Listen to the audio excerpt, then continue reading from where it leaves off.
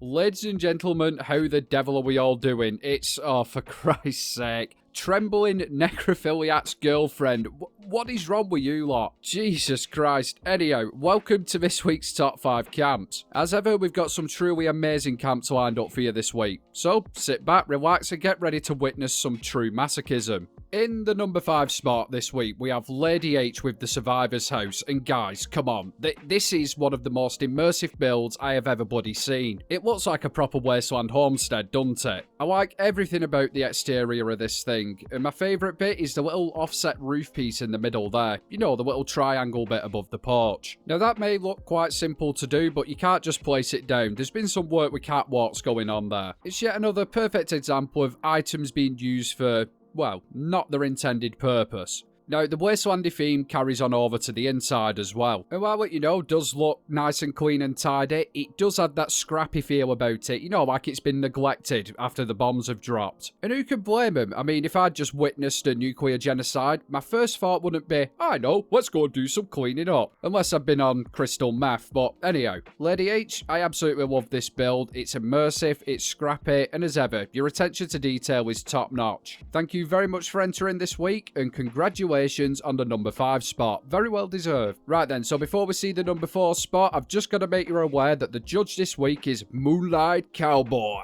Christ only knows what that accent was, but we're just going to roll with it. Now, most of you all know that Moonlight is a fantastic builder, but he's also a masochist as well. When I asked him to judge this week, he came back to me with a score chart that he'd made. I mean, that's dedication, that is. But anyway, guys, if you could go over to his channel, show him some love, I'm sure that would be much appreciated. Anyhow, back to the top 5. Now, coming in at number 4, we have a new entrant to the competition. It's Ruby Ranger with the modern cliffside house. And this is quite simply beautiful. Say what you want about modern houses, but they are bloody striking to look at. Now, on the exterior, it's been very well put together, as you can quite clearly see, and there is quite a few cool little details on it. For example, take a look at them glass walls there, how they've been overlapped. Now, I could be wrong, I quite often am, unfortunately, but I think that's been done to give the effect of a sliding door. Like I say, I could be wrong on this one. Let me know down in comments, Ruby. As well as the sliding doors, we've got some more offset walls going on down here. Again, that's been done using catwalks. Yeah, all in all, an absolutely fantastic looking build from the outside. Let's take a look at interior.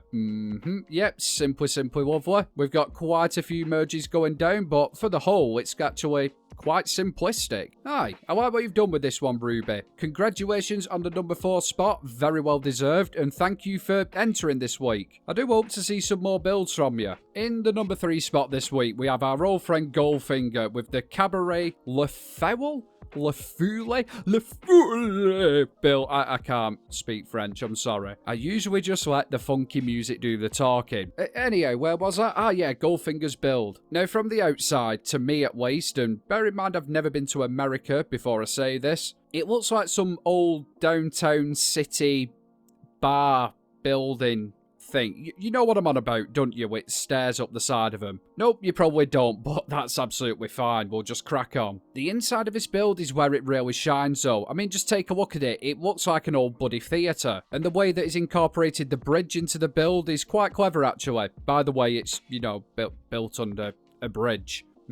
Honestly, the more you take a look around this build, the more details you see. Now, if you've been unlucky enough to have been following my channel for a while, you'll know that I love theme builds. And Goldfinger, this is probably one of my favourite builds of that category that I've ever seen. You've absolutely smashed it, mate. Goldfinger, thank you very much for entering this week, and congratulations on the number 3 spot. Very well bloody deserved. Right then, so how are you liking the build so far? Personally, as ever, I'm absolutely bloody loving these. But I know there's going to be some of you watching thinking, you know what, I could do better than that.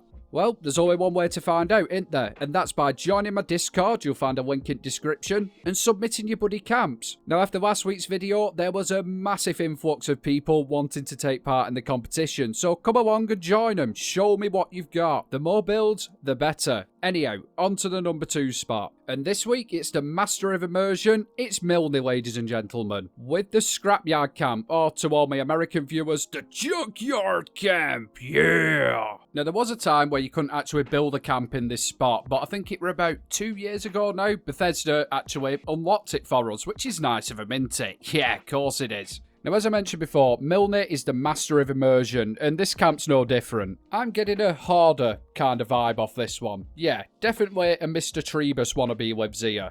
We've got a nice little central building going on over here, and then all around it is just an immense amount of crap. And regular viewers, you know what I'm going to say here, don't you? In my opinion, it's much easier to decorate a clean build than it is to decorate a scrappy build. Sure, it's easy enough to throw down a load of shit and call it done, but to get all that stuff placed together and looking, well, like it should be there, is actually quite difficult. And Milner, you've absolutely smashed this one, pal. Congratulations on the number 2 spot, and thank you very much for entering this week. Right then, so who's in the number 1 spot? There's been a lot of entries this week. It's been a tough competition, but there can only be one winner. And unfortunately, guys, I'm going to have to keep you waiting for just a little bit longer because it's time for the honourable mention section. Yes, and this week I was feeling extra generous, so we've got 2 honourable mentions. And coming up first, we have Nukanurse with the Cliffside Industrial Studio. And guys, I'm absolutely loving the shape of this one. We've got a shit ton of slopiness going on. Not only is it easy on the eye, but it's extremely good for water runoff as well, because that'd be a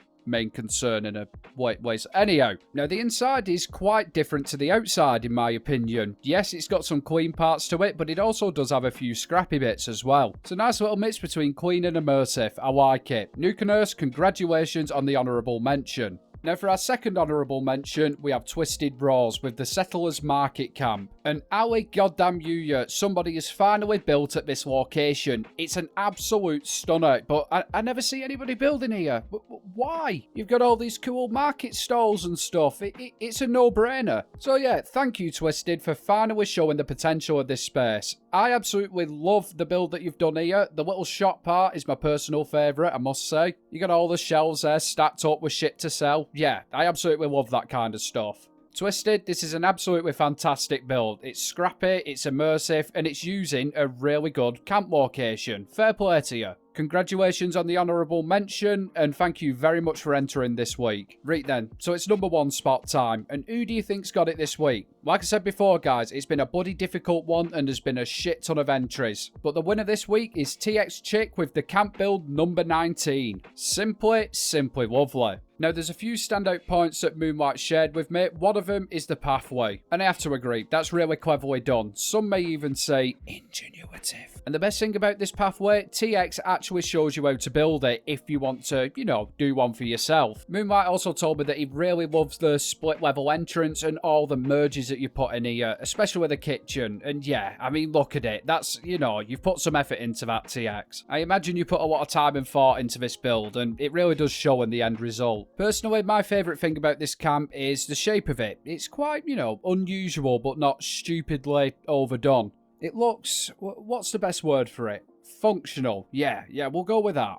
Now, before we wrap this up, I just want to make you all aware that TX also does her own camp showcases. Now, I'm not 100% sure how you go about entering your builds into them or, you know, taking part in it. So please, TX, let us all know down in the comments. Anyhow, absolutely stunning work. You've done a really good job on this one. Thank you for entering this week and congratulations on the number 1 spot. Very well deserved indeed. And thank you to every single person that submitted a build this week. Remember guys, it's people like you that keep the building community alive. So carry on making those fantastic camps and keep bloody submitting them. The more we see, the merrier. Again, another massive thank you to Moonlight Cowboy for judging this week. There was a lot of entries. It mustn't have been easy. As I mentioned before guys, if you could go over to his channel and show him some love, it'd be very much appreciated. There's a link down in the description. And as ever guys, I'd just like to say a massive thank you to all my Patreons and channel members. The extra support is much appreciated. If that's anything that you guys are interested in, there's a link down in the description as well for that too. Anyhow, for this week, I'm going to love you and leave you, and I'll catch you at next one. Have